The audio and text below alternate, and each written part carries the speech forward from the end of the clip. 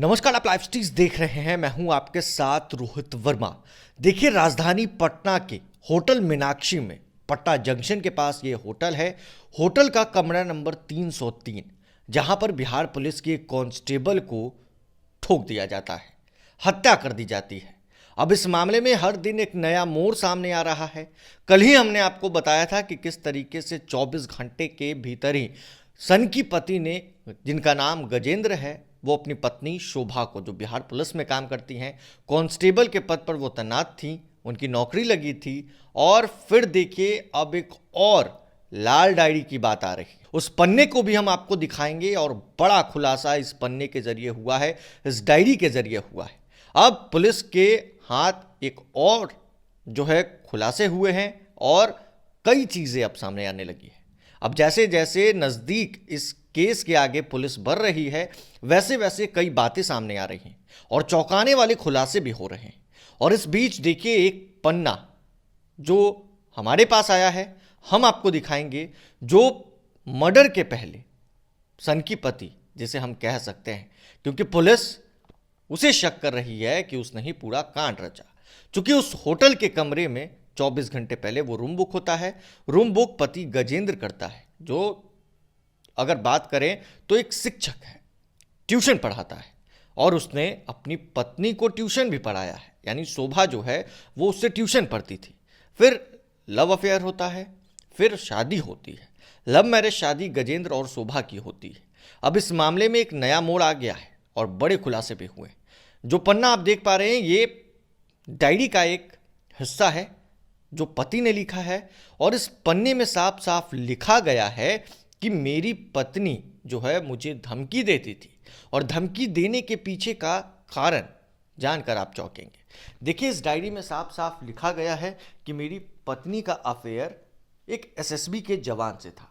देखिए, आपको बताएं कि पति गजेंद्र जो है वो अपने पिता की जमीन बेचकर जो हिस्सा इसे मिला, उसे ये अपनी पत्नी पर लगाया। यानी पत्नी शोभा को सिपाही बनाया। दौड़ उन्होंने पास की, दौड़ के बाद लिखित एग्जाम उन्होंने पास की, और फिर उसके बाद जो है ये सिपाही बनी। पति ने मेहनत किया। और साफ तौर से इस पन्ने में देखिए, पूरा हम आपको एक एक करके एक एक लाइन पढ़कर सुनाते हैं। जिसका नाम धीरज कुमार है, सीतामढ़ी रूनी सैदपुर का रहने वाला है।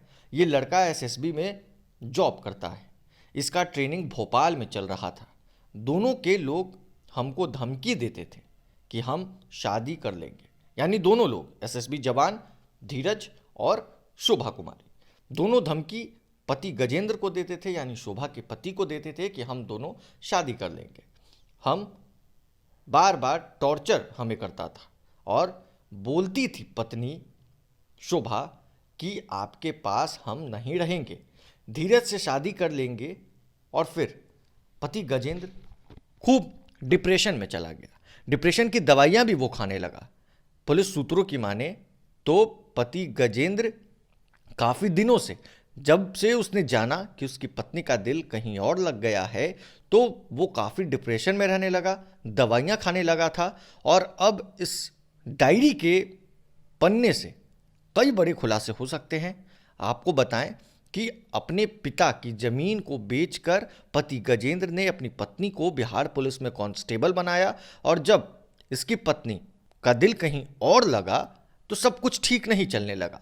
एक बेटी भी है दोनों की, गजेंद्र की और शोभा की। और जब गुस्से में पति गजेंद्र अपना आपा खो बैठा तो अपनी पत्नी को होटल के रूम में बुलाता है, 303 नंबर कमरे में जाता है और फिर आधे घंटे के भीतर इस पूरे मर्डर मिस्ट्री को रच देता है। देखिए, 2 कट्टे भी बरामद हुए थे।